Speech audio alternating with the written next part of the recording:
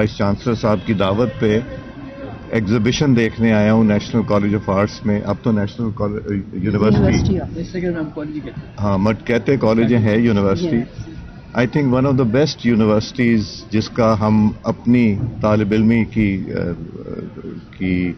जो सफ़र है उसमें भी जो तारीफ सुनते थे, और अब तो अल्लाह ताला की मेहरबानी ने इन्होंने एक नेशनल फेम जो है वो हासिल कर ली है इस यूनिवर्सिटी ने।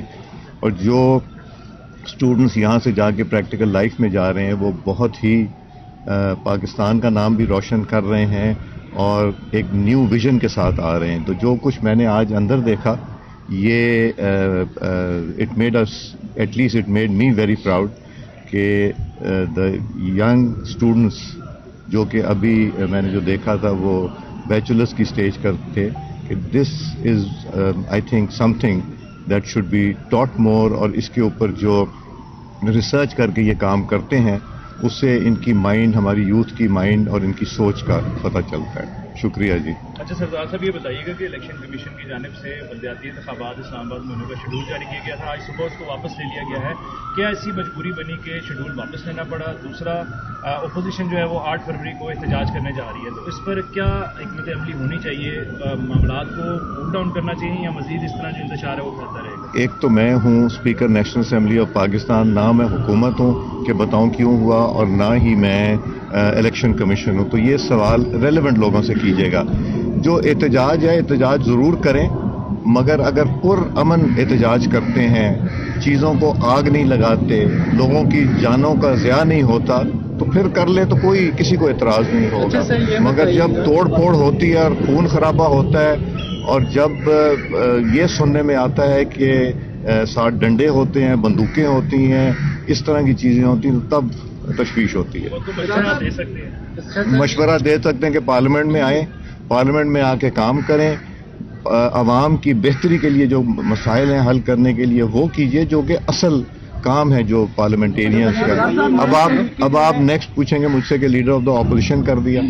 मैं हैरान हूँ तज्जियाकारों पे, जिनको मैंने रिपीटेडली बताया कि ये डिले जो हुई है क्योंकि नेशनल असेंबली ऑफ पाकिस्तान को पार्टी बनाया हुआ था सुपीरियर कोर्ट्स ने, पहले सुप्रीम कोर्ट ऑफ पाकिस्तान और उससे पहले पेशावर हाई कोर्ट पे। जब उन्होंने केस वापस लिया मैंने नोटिफाई कर दिया। और ये भी मैं बड़ा क्लियर कर दूं, कोई भी एंटी पाकिस्तान गुफ्तगू करेगा नेशनल असेंबली ऑफ पाकिस्तान में मैं नहीं करने दूंगा। कोई भी जुडिशरी के हमारे जजेस के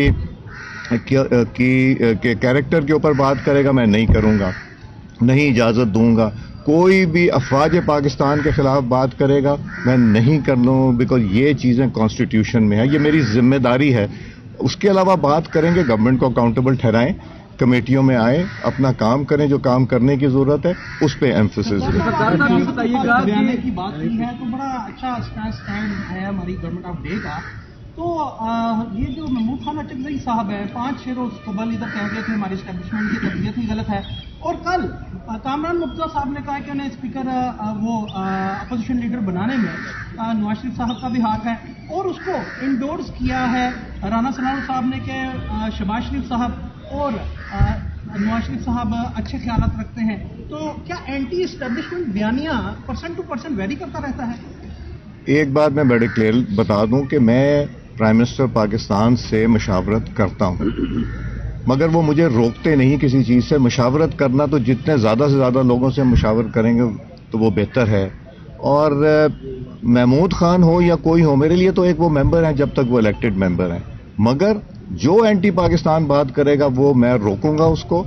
कहीं लिखा हुआ नहीं है कि जब लीडर ऑफ द ऑपोजिशन उठे तो उसको फ्लोर मिलना चाहिए। अगर वो ठीक बात करेंगे फ्लोर मिलता रहेगा, ये रवायत है, ना कॉन्स्टिट्यूशन में ना रूल्स में। तो इसलिए मुझे पता है कि मैंने हाउस किस तरह चलाना है, मैंने उस तरह चलाना है जिसमें पाकिस्तान की बका और पाकिस्तान की बेहतरी। सरदार साहब ये फरमाइएगा कि एक वक्त में तहरीकें जो है वो शामिल हुई हैं, ऐलानात हो गए हैं, पार्टी परचमों को भी रहनुमाई कर दी गई है, तो क्या समझते हैं ये आम आदमी को, अवाम राज को आगे लाने की बातें हो रही हैं, तो इससे कुछ सियासी जो मंजरनामा है उसमें कोई हलचल पैदा होगी? क्या मुस्लिम लीग नून की सियासी जो कुव्वत है उसको, उनसे कोई खतरा है?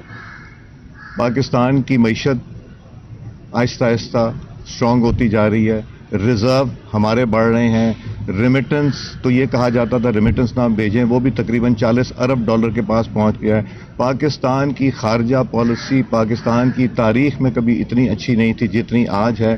امریکہ سے بھی دوستی, چین سے بھی دوستی, رشیا سے بھی دوستی, ٹرکی سے بھی دوستی, سعودی عربیہ سے. ملک بتائیں کس سے دوستی نہیں, صرف جو ہمارا ہمسایہ ملک ہے اس سے ہمیں مسئلہ ہے. ہمیں دہشت گردوں سے مسئلہ ہے جو آ کے یہاں پہ بچوں کی, عورتوں کی جانوں پہ سے کھیلتے ہیں, ان کے خلاف ہے. اور تو ہمیں کچھ نہیں.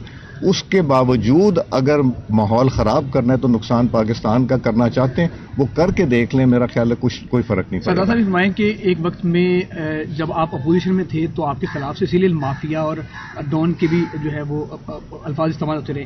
آپ کیا سمجھتے ہیں کہ سیاست کا اب سیسیلیل مافیا کون ہے اور کیا آپ سمجھتے ہیں وہ کامیاب ہو جائے گا؟ دیکھیں, مافیاز جو ہیں ساری ہر ملک میں مافیاز ہوتے ہیں اور ہمارے ملک میں بھی ہیں. ان مافیا سے لڑنا ہمارا بھی کام ہے اور عوام جو پاکستان کی ان کا بھی کام ہے. تو مافیا سے لڑتے رہیں گے. کتنے مافیاز ہوں گے جو چاہتے ہیں وائس چانسلر صاحب یہاں رہیں نا, ایسے بھی لوگ ہوں گے. ہمیں پتہ ہے نا, ہمیں حقیقت پتہ ہے. ہر جگہ مافیا ہوتے ہیں. یہ بھی مسکرائیں گے, کہیں گے کچھ نہیں. تو اس لیے مافیاز ہوتے ہیں دنیا میں ہر جگہ ہوتے ہیں, مگر سچ اور حق جو ہے نا یہ مافیاز کو آگے نہیں بڑھنے دیتا. شکریہ جی.